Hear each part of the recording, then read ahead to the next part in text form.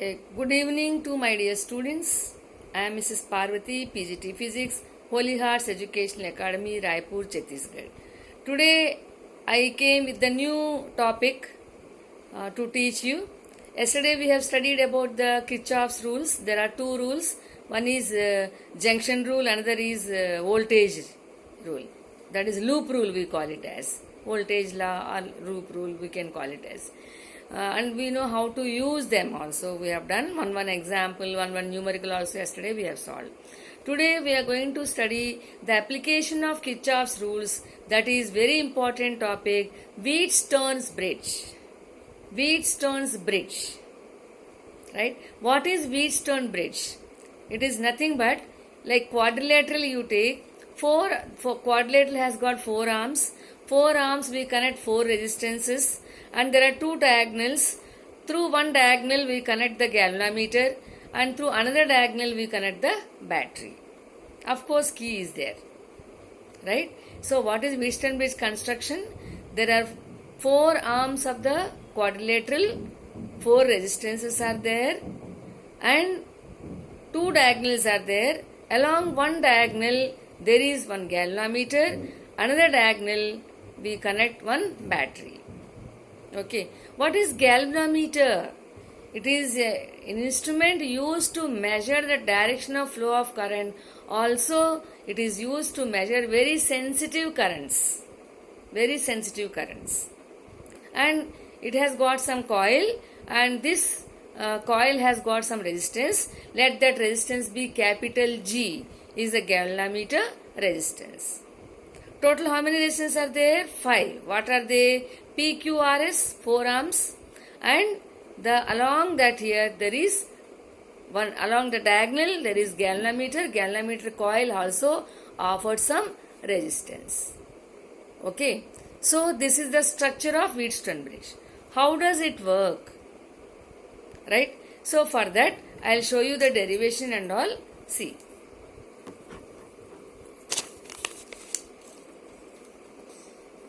This is Wheatstone bridge. It is used to find the unknown resistance of the given material. What for we have to study the Wheatstone bridge? We can find out unknown resistance. If 3 resistances are known to you, if the 4th resistance is unknown resistance here, we can find out the unknown resistance. Okay. So the uses of or the application of Wheatstone bridge is meter bridge. In the next class I will teach, I will use it. But now we are going to study what is the principle of Wheatstone bridge. Why it is called bridge? There are 4 resistances.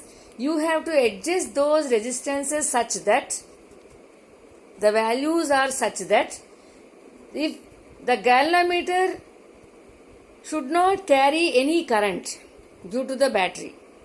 Once again, what is meant by balanced bridge, Wheatstone bridge? We have to choose the resistances PQRS in such a way that the current through galvanometer is 0. No current passes through the diagonal BD. ABCD is a quadrilateral. ABCD is a quadrilateral. AC and BD are diagonals. You know that. Okay. What do you mean by balanced bridge here? You have to adjust the 4 resistances in the 4 arms of the quadrilateral such that the galvanometer should not carry any current. The current passing through galvanometer is Ig we have given here. That value must be 0. So the deflection galvanometer is 0. Then we call it as the bridge is balanced. Got it? So how this condition P by Q is equal to R by S? That is a condition that we have to derive it by using Kirchhoff's rules. Right? Balanced bridge means when galvanometer shows null deflection, that is no current through galvanometer, the bridge is balanced. Then P by Q is equal to R by S. That is the balanced bridge meaning. Okay. Students? Yeah. We have to adjust the resistances such that the galvanometer shows null deflection. Then we obtain the balanced Wheatstone bridge. the balanced Wheatstone bridge. Okay, to derive this, here you understood the circuit. Yes, PQRS are the resistance in the forearms. Let capital G is the galvanometer resistance and Ig is the current flowing through galvanometer. Right? When you connect a battery along AC, the current flows, I current flows like this. I current flows like this here. And this I current is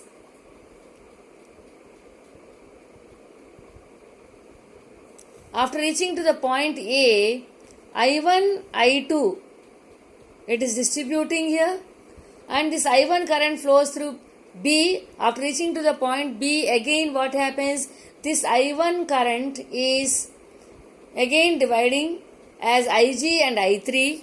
I3 will go through R and Ig will go through galvanometer. Okay. Then I2 current when it reaches to D here, again it divides into two.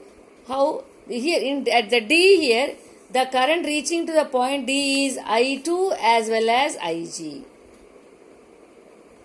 Okay. Adding together it will move, I4 is moving here. And again C2 battery, again same current is flowing. If this is I, this is also I. Got my point? Once again I would like to explain here. After reaching to this point A, I1, I2 current distributes here. After reaching to point B, at the junction B, three currents we have to consider. One is I1, another is Ig, and another is I3. Since I1 is entering and I3 and Ig are leaving the junction, we have to take the minus sign, and I1 is positive sign because it is entering through the junction. Similarly, at point D also see, I2 is entering and Ig is entering, but I4 is leaving here. So let us apply Kirchhoff's current law, first rule, junction rule.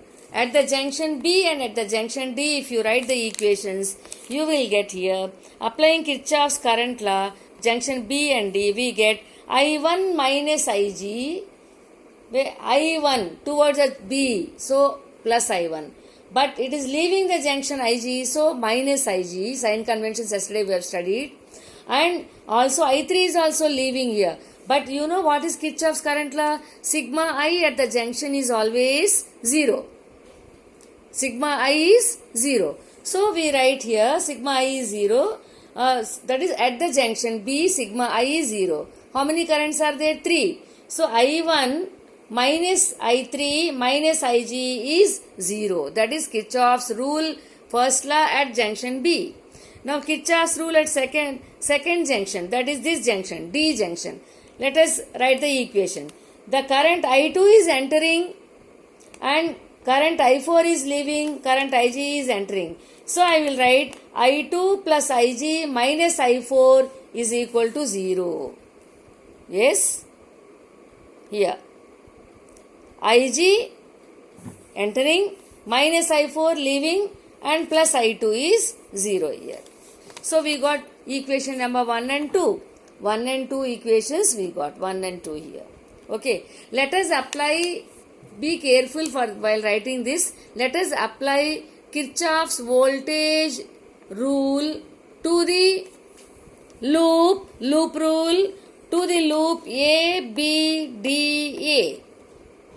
ABDA and BCDB. There are two loops. One is right side loop, another is left side loop. Okay. So here, this is first of all ABDA loop we apply.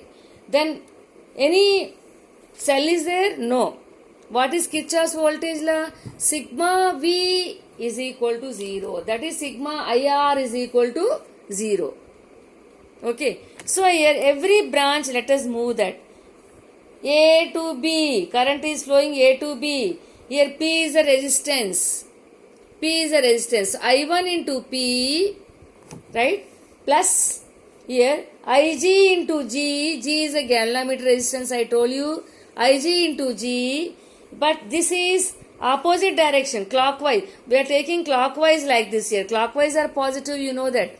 So clockwise, I1 into P plus Ig into G minus, this is anti-clockwise. See the direction of flow of current. So minus I2 into R is equal to 0. That only we have written here. See, I1 minus Ig minus I3 is 0. That is junction rule. And KVL here, I1P plus Ig into G minus I2R is equal to 0. And let us take the third one, that is BCDB. This is a loop. If you take I3 into Q, where is I3?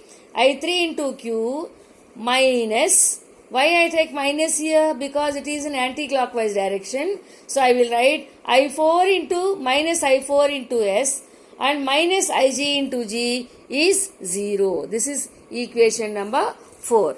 Once again, I3 into Q minus I4 into S minus Ig into G is 0 here. When will be the balanced bridge here? When the galvanometer shows null deflection. That is Ig is 0. Put the value of Ig is 0 in all the equations. Then what we will get here? First we will put the equation number 1 and 2, Ig is 0. Then what value we get here? I1 is equal to I3, and here we will get here I2 is equal to I4 when Ig is substituting as 0 here. Then here even the third and fourth equations also, if you substitute here, I1P is equal to I2R and I3Q is equal to I45. But you know that I1 is from this equation, I1 is equal to I3 and I2 is equal to I4. We got it just now. So substitute the values and divide these equations here. We will get P by C here.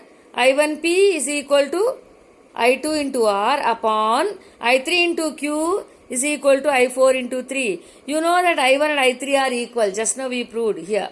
So gets cancelled. I2 and I4 also cancelled. So what is left? P by Q is equal to R by S. This is the required equation, balanced condition. Okay, here why they are cancelled? I1 and I3, how they are cancelled? Because I1 is equal to I3, I2 is equal to I4. Just now we proved it.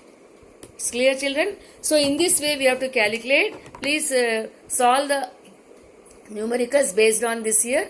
And all the best. See you. Bye bye.